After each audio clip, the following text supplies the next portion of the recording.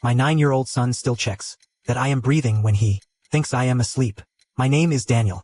I am 44 years old. I live in Phoenix, Arizona, and 3 years ago I did something that most people would call either the most brilliant or the most disturbing thing they have ever heard. I faked my own death. Not for insurance money, not to escape debt, not to disappear from my life. I did it because after my cancer diagnosis and a particularly honest conversation with my therapist, I realized I had spent 41 years surrounded by people and had absolutely no idea which of them actually cared whether I lived or died. I found out. The information was not entirely comfortable. Let me give you the background. I was diagnosed with stage 2 colon cancer 3 years ago. The prognosis was good, caught relatively early, treatment options were strong. My oncologist was optimistic. But a cancer diagnosis, even a manageable one, does something to your relationship with time and with the people in it. I started looking at my life differently. I started noticing things I had not noticed before. I had been married to my wife Karen for 14 years. We had 2 kids, Emma who was 12 and Marcus who was 9. I had a brother named Paul who lived 40 minutes away and who I saw maybe 6 times a year despite the distance being entirely drivable.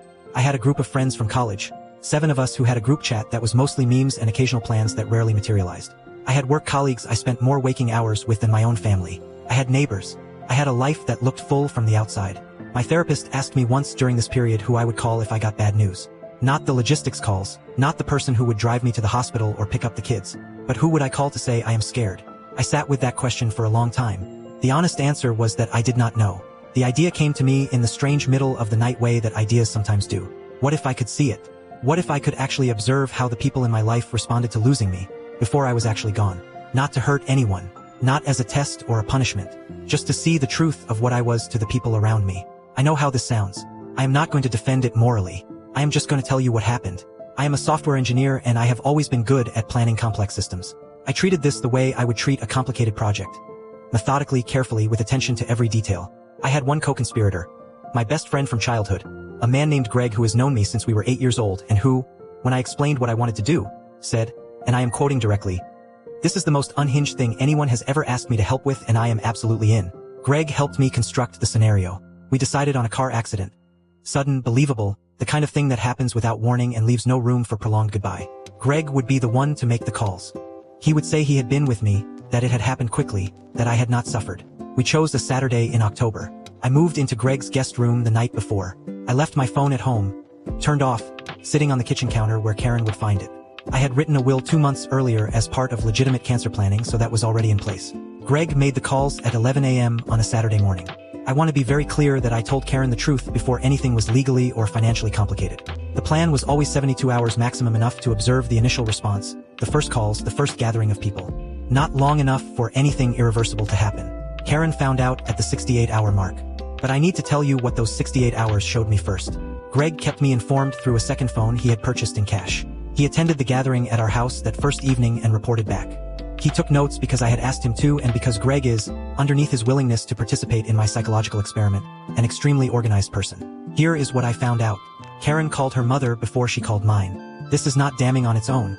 Her mother was closer geographically and she needed someone with her. But her mother arrived, and within 2 hours of my reported death, Karen and her mother were in our bedroom with the door closed having a conversation Greg could not fully hear but could partially make out. The words account and policy appeared more than once within the first 2 hours of my reported death. Karen had been with me for 14 years and within 2 hours she was discussing finances. Again, I want to be fair. Practical concerns are real.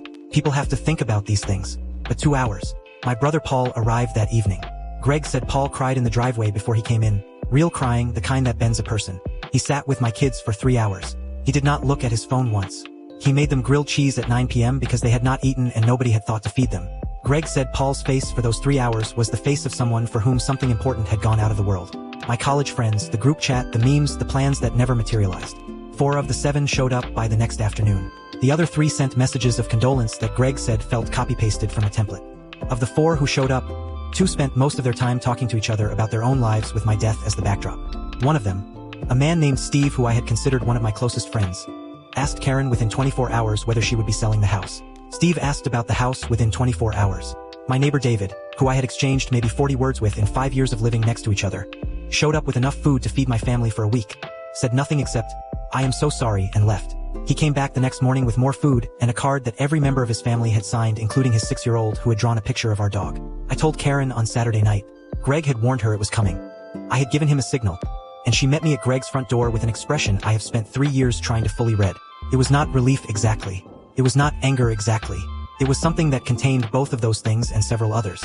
She did not speak for a long time. Then she said, "The kids think you are dead." Those were her first words. I went home. I told my children their father was alive. Emma cried for 40 minutes and then did not speak to me for 2 days. Marcus climbed into my lap and fell asleep and did not let go of my hand. I will carry both of those responses for the rest of my life. Karen and I talked for most of that night. She was angry, genuinely deeply angry, in a way that was entirely fair and that I did not try to deflect. I told her everything I had observed and why I had done it. She told me that whatever I had been looking for I had found it at the cost of something I could not give back. The hours our children had believed their father was gone. She was right. I knew she was right before she said it. Paul found out 3 days later. His response was to drive to my house, sit across from me at my kitchen table, and say, "I need you to explain this to me very slowly because I am trying very hard not to be furious and I need to understand it first." I explained it. He was furious anyway, but the furious of someone who loves you, not the furious of someone who does not. Steve found out through the group chat when I reappeared. His response was to say, "Dude, that is insane," and to ask if I wanted to get beers sometime. He has not followed up on the beers. I am in therapy. Karen and I are in couples therapy. My kids are in therapy. Greg remains unrepentant and occasionally texts me things like, "Still worth it?" To which I have never replied because I genuinely do not know the answer. My cancer treatment was successful. My most recent scans are clear. I have another scan in 4 months. What I know now that I did not know before. Paul would bend in the driveway. My neighbor David would bring food. Steve would ask about real estate. Karen would be in the bedroom talking about accounts. And Marcus would not let go of my hand. Some of that information was worth having. Some of it cost more than I can calculate. So Reddit. AITA for faking my death to find out who really loved me? Because my therapist says it was a trauma response to my cancer diagnosis. My wife says it was a betrayal. My brother says it was the most Daniel thing I have ever done. And my 9-year-old son still checks that I am breathing when he thinks I am asleep. Tell me what you think.